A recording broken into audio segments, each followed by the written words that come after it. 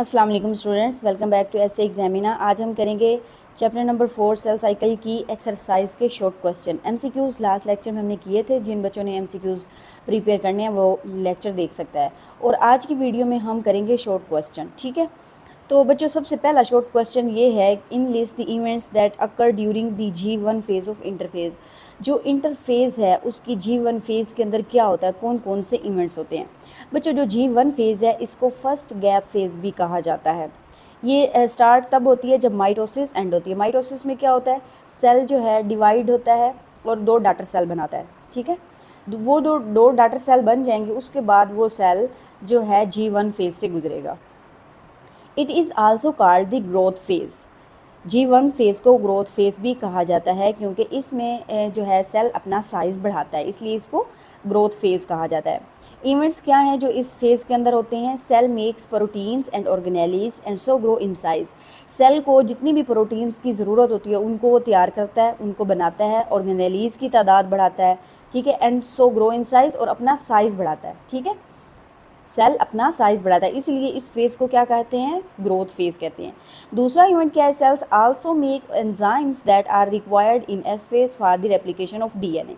बच्चों, इस G1 phase के बाद सेल ने जाना होता है एस फेज़ के अंदर, ठीक है। एस फेज़ के अंदर क्या होता है, डीएनए को कॉपी किया जाता है। अब डीएनए को कॉपी करने के लिए कुछ एंजाइम्स की ज़रूरत होती है, तो वो जो एंजाइम है वो इस फेज़ के अंदर बनते हैं, ठीक है। G1 फेज़ के अंदर वो वाले एंजाइम बनते हैं जो डीएनए की रेप्लिकेशन के लिए ज़रूरी होते हैं। ये दो इवेंट हैं जो G1 फेज़ में होते हैं। क्वेश्चन नंबर 2 है, what is the main purpose of the S phase in the cell cycle. Cell cycle के अंदर एस फेज़ का जो मेन पर्पस है वो क्या है।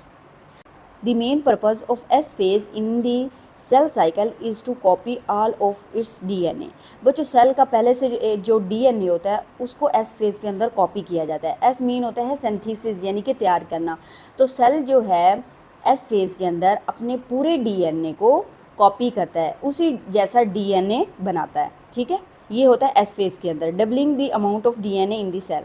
जो डीएनए होता है उसकी डबलिंग होती है, यानी कि वो कॉपी किया जाता है, उसको डुप्लीकेट किया जाता है।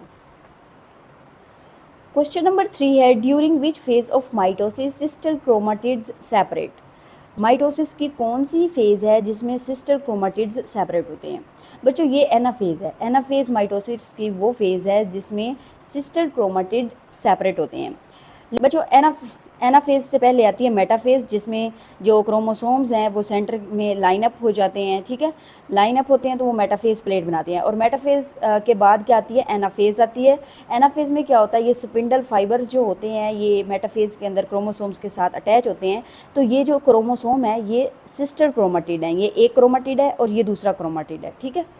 एक क्रोमोसोम के पास दो क्रोमाटिड होते हैं, एक ये और ये दोनों क्या कहलाते हैं, सिस्टर क्रोमाटिड।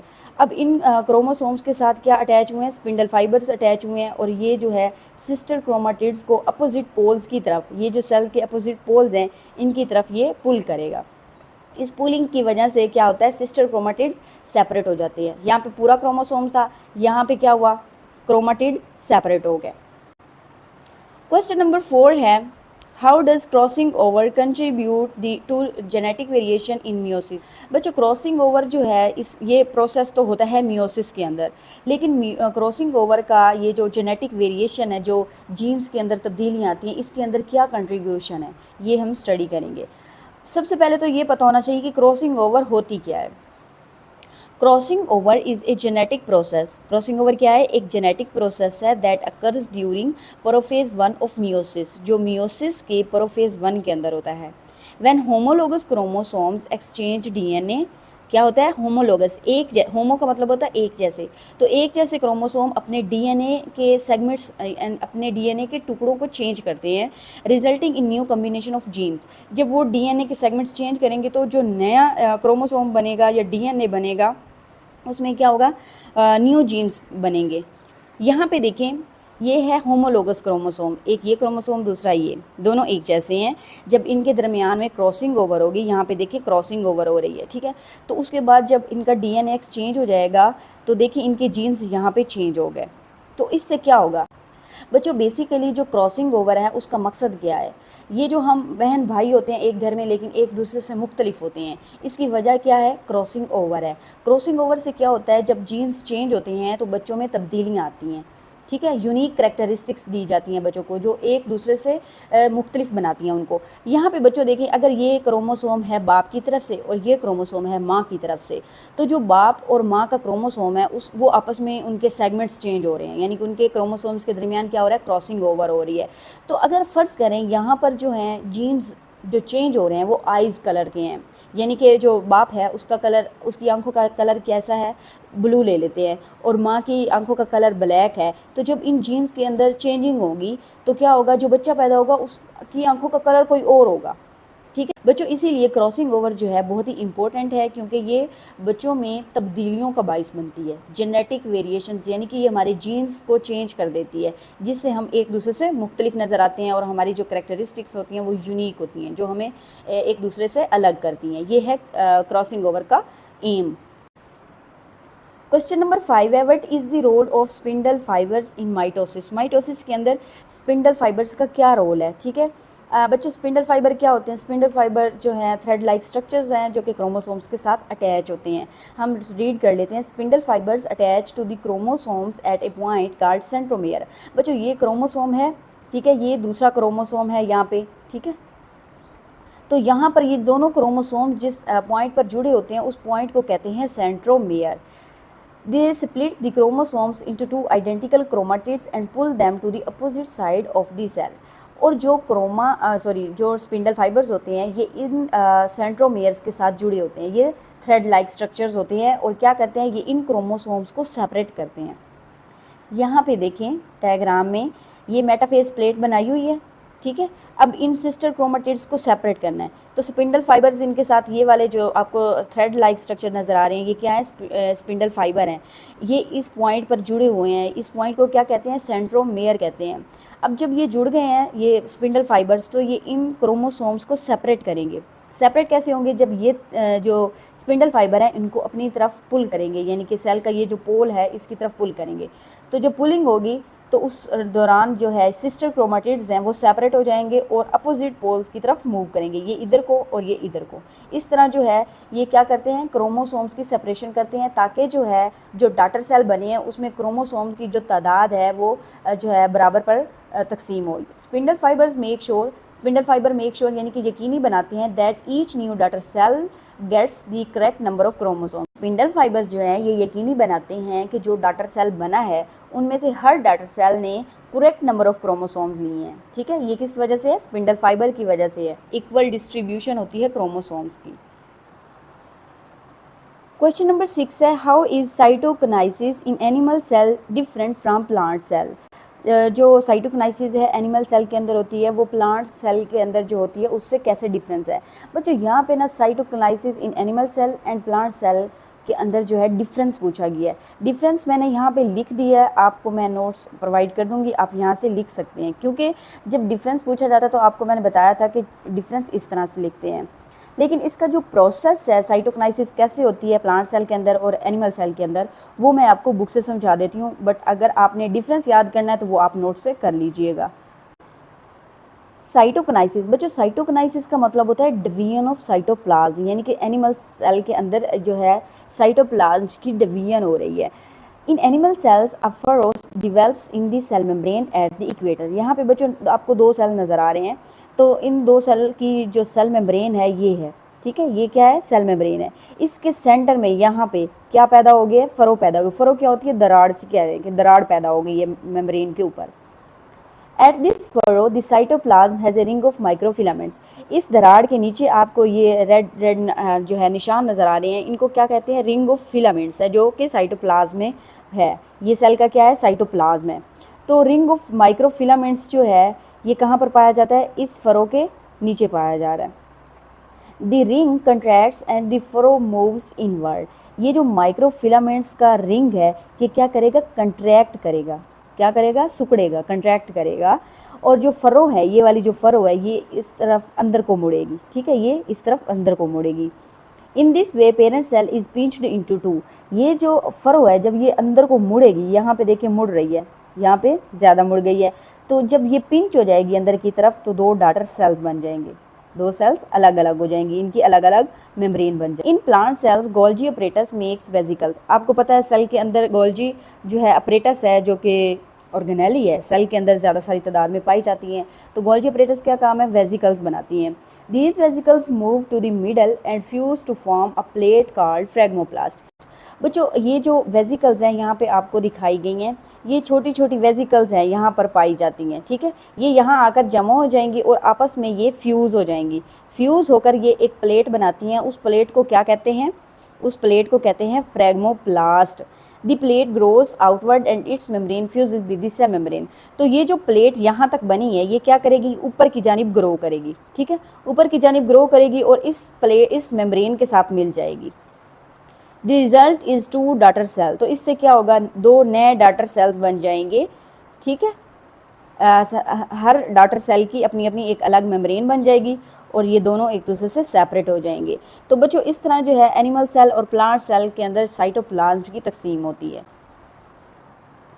नोट्स के अंदर मैं डिफरेंस ऐड कर दूंगी, आप वहाँ से देख सकते हैं। क्वेश्चन नंबर 7 है, what is the difference between prophase of mitosis and prophase 1 of meiosis 1। आपने माइटोसिस और मियोसिस 1 की प्रोफेज जो स्टेज है उसके दरमियान में डिफरेंस बताना है। Prophase of mitosis, prophase 1 of meiosis 1। It has the shortest duration.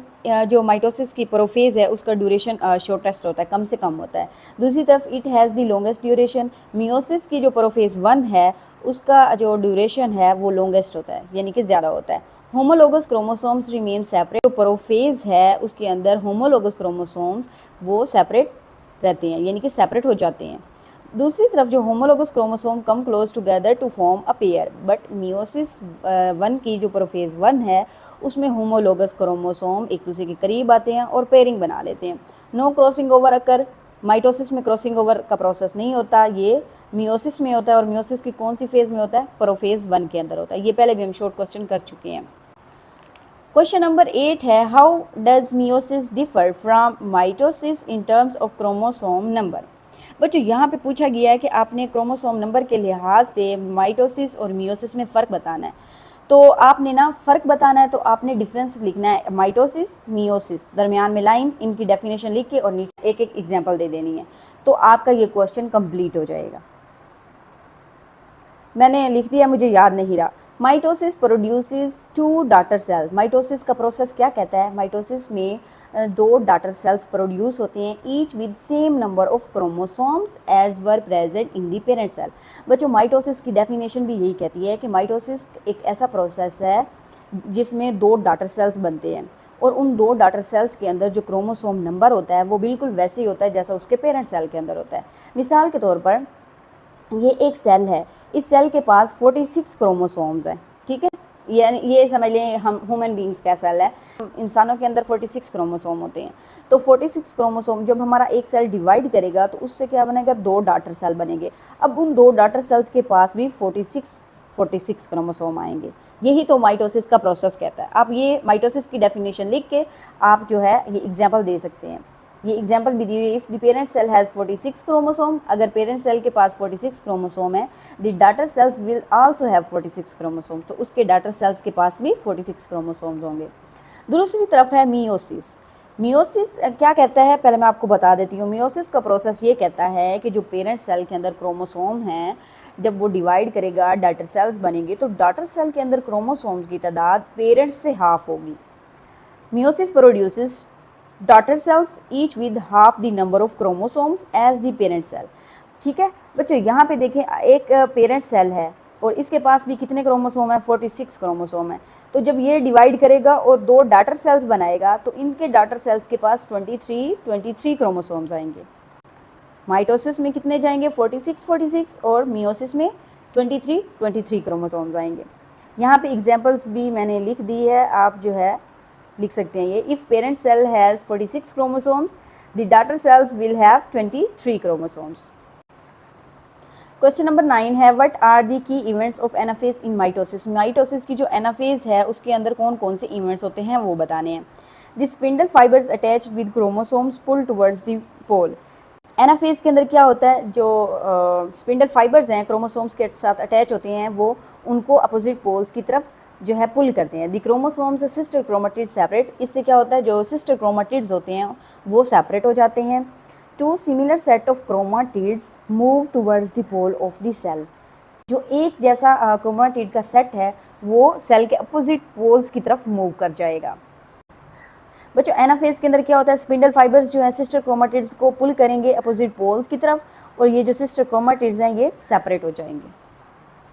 Question number 10 है, what is the function of centrosome during cell division. Cell division के दौरान जो है सेंट्रोसोम का क्या काम है। बच्चों सेंट्रोसोम आपको बताया था, एमसीक्यूज करते हुए भी बताया था कि ये ऑर्गेनेली है जो कि एनिमल सेल्स में पाई जाती है। इसका काम क्या होता है, during cell division the function of centrosome is to organise microtubules that form the mitotic spindle which separate replicated chromosomes into daughter cells. बच्चों बेसिकली जो सेंट्रोसोम है ये माइक्रोट्यूब्यूल से बनी ऑर्गेनेली है जो कि एनिमल सेल्स में पाई जाती है, और जो माइक्रोट्यूब्यूल्स हैं बेसिकली ये माइटोटिक स्पिंडल बनाती हैं। माइटोटिक स्पिंडल जो है ये माइक्रोट्यूब्यूल से ओरिजिनेट होते हैं, और इनका माइटोसिस में क्या काम है, सेल डिवीजन के दौरान स्पिंडल फाइबर जो थ्रेड लाइक स्ट्रक्चर्स हैं ये क्रोमोसोम्स को सेपरेट करते हैं। ठीक है।